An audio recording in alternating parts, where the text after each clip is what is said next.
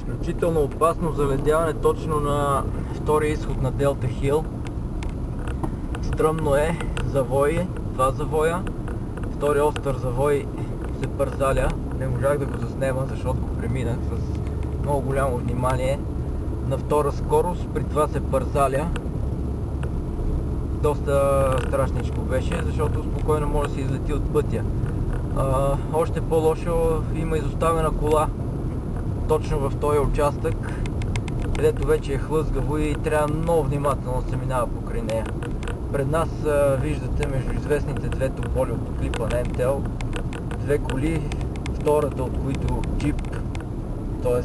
голяма кола с големи гуми, големи грайфери, карат изключително бавно, много близка дистанция една от друга. Аз ще гледам да не се доближавам, за да не стане беля. Иначе пътя се опесачава от кладница, от местни служители на кметството, които с лопати опесачават с пясък. Предполагам, това опесачаване ще приключи до края на улица Стадиона, от която се излиза от селото.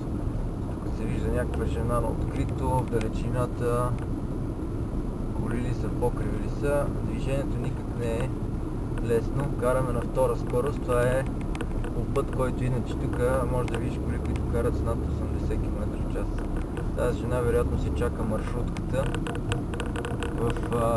Сега е 10 часа и все още не съм я видял да идва от София или от Перник. На площада в Кладница чакаха. Ето, за някакъв наш късмет се вижда камион, който се надяваме много да опесачава, защото е с аварийни лампи.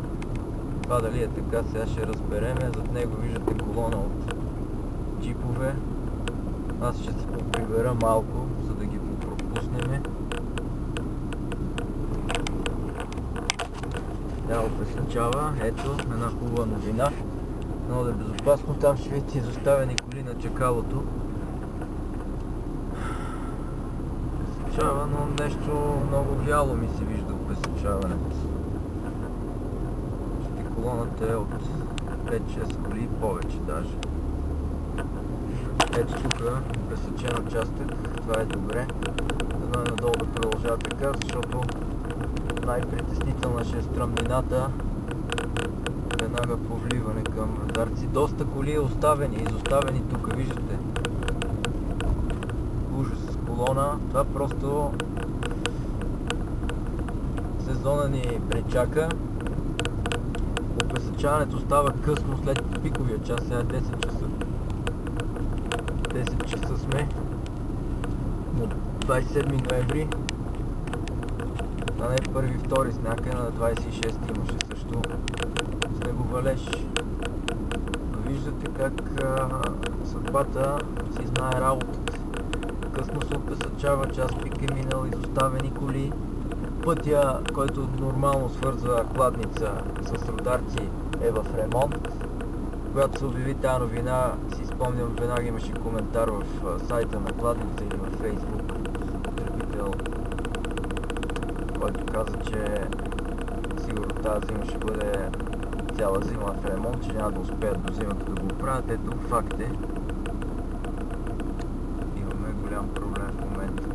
Колите доста плахо се опитват. Тук има колона от леки коли, които са се отказали да преминават, вероятно. Не знам каква е идеята. Има... изчакват и отдолу, но тези коли отпред, които са в колона, зад която съм аз, не се движат. Или изчакват, или ги е страх да преминават. Казус. Ето, че тръгват полека. Значи добиха смелост. Полекичка. Значи, тук където казахме участък опесачен, той свърши. Ето никак не е. Виждате хора пешаци, вероятно това са хора, които са си изоставили колите.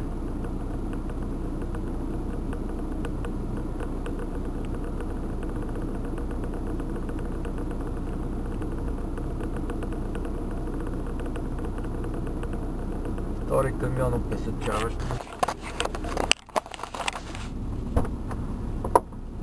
Какво става, бе?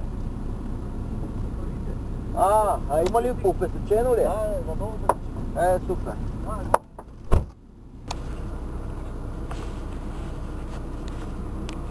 Опесъчено е. Пепи Мангиза съобщи. Явно е един от хората, които са били оставили колите. Имало е задръстване голямо, но каза, че се оправило, което е добра новина. Полека ще караме.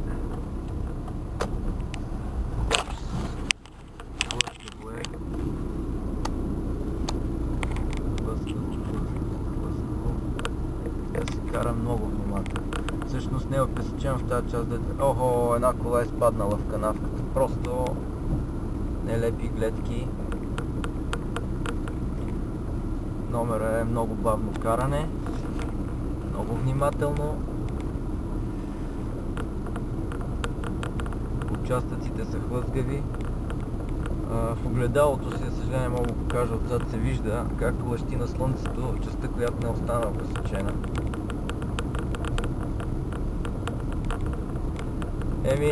Какво да кажа? Късно опесъчено, но опесъчено. Поне ще знам, че до вечера при прибиране ще е по-добро. Тук виждате това Ауди направо се е влязло в канавката, подхлъзнало се жестоко. Добре, че не е нещо изкривена, колата е щупена. Кой знае всъщност, де? Но изключително неприятно, де? Сега си дава сметка човек, давам си сметка как все пак живеем в планина и е възможно стихията да ни откъсне от света. Иначе времето е приятно, както виждате, светло е, слънцето почна да изгрява, облаците да се разкъсват. Виждате колко много коли срещаме отдолу. Значи, по план ремонта ще продължи 40 дена от 1-2 ноември започна затварянето на пътя между Рударци и Кладница, което значи до към 10-12 декември. Ето сега сме 10-12, сега сме края на ноември, още 15 на дена поне, но не знам, това лошо време вероятно ще предотврати плановете, ще ги разсрочи още малко и е възможно още дълго време това да си е главният път тук за придвижване между Кладница и останалия свят.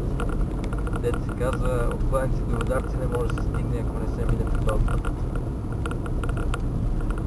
Аз така си мислех, че заради задръстването, за което бях предупреден, което започва от Драгичево посока София, че ще мина през Марчаево. Обаче, ако и там не е почистен път и не е опесъчен, може би си е по-добре да се пише в задръстването, колкото и бавно да става. Да се придвижвам бавно и полека, но по сигурен път. Тук, за съжаление, нямам видимост към пътя. Виждам коли минават ли, не минават ли пътя към София, имам предвид на Драгичево. Марчаевския път нещо загатвам, вижда се тук, но не може да се прецени. Няма толкова силен и остър поглед.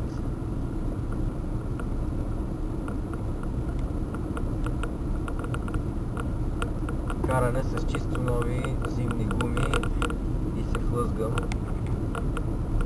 Тоест ситуацията е сериозна.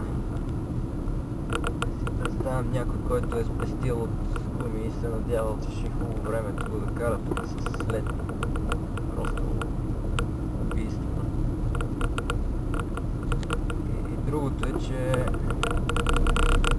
ако нямаш каско, тук при тия хлъзгавини такива удрени и чупвания могат да станат, че да няма как да си ги компенсираш после.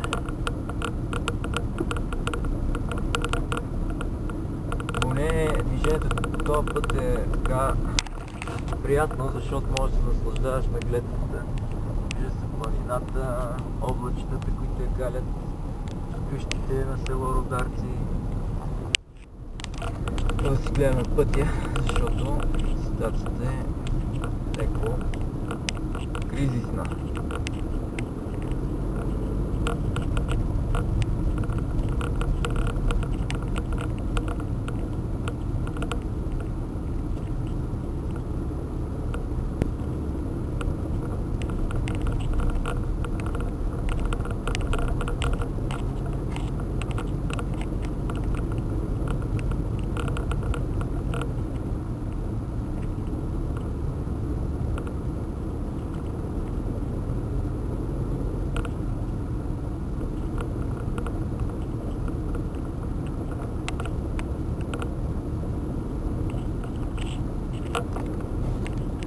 Москвич, ако не се лъжа. А, не, москвич застава. Видяхте как ти чисти стъклото с чистачка. Ръчно.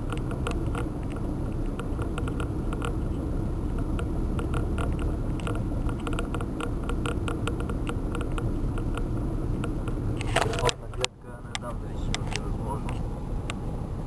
Подножието Рударци, във върховете облаци. Вижда се селиница, заснежена, облаци лазат по планината. Страхотна гледка.